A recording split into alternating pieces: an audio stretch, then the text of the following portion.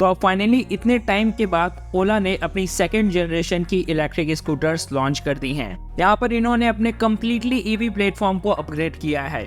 इन्होंने अपने second generation EV platform में काफ़ी सारे चेंजेस किए हैं। उन सारी चेंजेस के बारे में इस वीडियो में मैं आपको बताने वाला हूँ।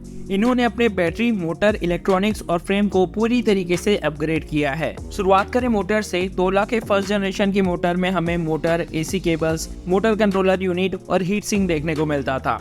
सेकेंड जनरेशन में ओला ने अपने मोटर को कम्प्लीटली रीडिजाइन किया है और अपने मोटर में से इन्होंने motor control unit, heat sink और एसी केबल्स हटा दिए हैं। इन्होंने सेकेंड जनरेशन में मोटर कंट्रोल यूनिट को मोटर में ही इंटीग्रेट कर दिया है। तो जहां पर इनके फर्स्ट जनरेशन में मोटर में 5 पार्ट्स मेनली यूज होते थे, वहां पर अब सिर्फ एक सिंगल पार्ट, एक मोटर से ही काम चल जा रहा है, जिससे कि मोटर का वेट कम हो गया है और इस मोटर में अब हमें 30% ज़्यादा पावर एंड पिकअप देखने को मिलती है।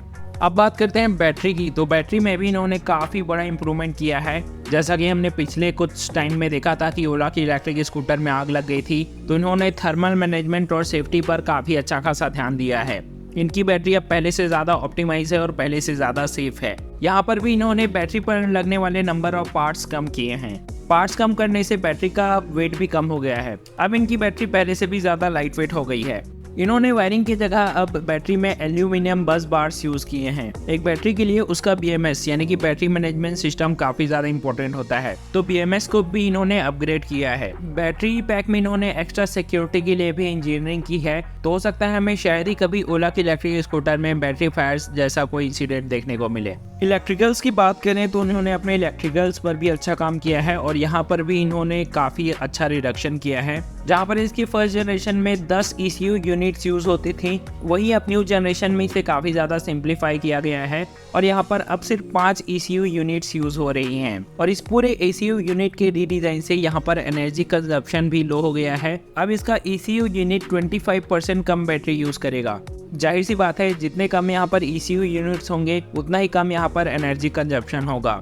ओला इलेक्ट्रिक स्कूटर का फ्रेम भी इन्होंने रीडिजाइन किया है। पहले हमें यहाँ पर ट्यूबुलर फ्रेम देखने को मिलता था, लेकिन अब इसे रीडिजाइन किया गया है। इसमें भी पार्ट्स रिड्यूस किए गए हैं और अब इसे पहले से भी ज़्यादा स्ट्रॉन्ग बनाया गया है। तो ओला सेकेंड जनरेशन में हमें स्ट्रॉन्ग फ्रेम देखने को मिलेगा, जिसका वेट भी काफ़ी कम होगा।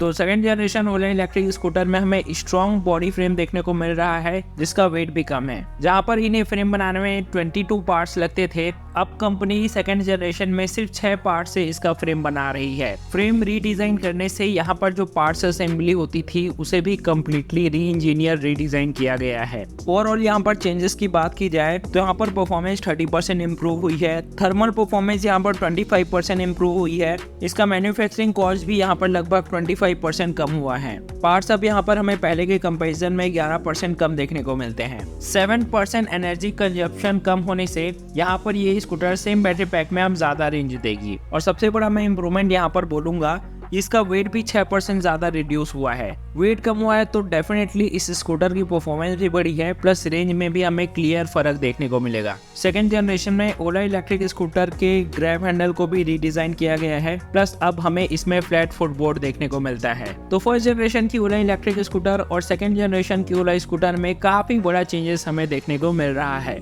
तो ओला ने सेकेंड जनरेशन में काफ़ी अच्छी इंप्रूवमेंट की है, लेकिन एक बात मुझे थोड़ी बुरी लगी। जब कंपनी का मैन्युफैक्चरिंग कॉस्ट कम हुआ है तो उन्हें स्कूटर की प्राइसिंग भी कम करनी चाहिए थी या प्राइसिंग में कोई भी इंप्रूवमेंट नहीं करनी चाहिए थी, लेकिन कंपनी ने यहाँ पर प्राइस बढ़ाई है। ओला S1 Pro की बात करें तो सेकेंड जनरेशन की इलेक्ट्रिक स्कूटर के लिए हमें 8,000 रुपये ज़्यादा पे करने पड़ते हैं। और हाँ, एक बात और, ओला की सेकेंड जनरेशन की इलेक्ट्रिक स्कूटर MoveOS 4 के साथ आती है। लेकिन हाँ, फिर भी ओला की ये इलेक्ट्रिक स्कूटर काफ़ी ज़्यादा वैल्यू फॉर मनी है। अगर आप ओला की इलेक्ट्रिक स्कूटर परचेस कर रहे हो तो मैं रिकमेंड करूँगा आप सेकेंड जनरेशन की इलेक्ट्रिक स्कूटर ही परचेस करो। इसी के साथ इस वीडियो में इतना ही।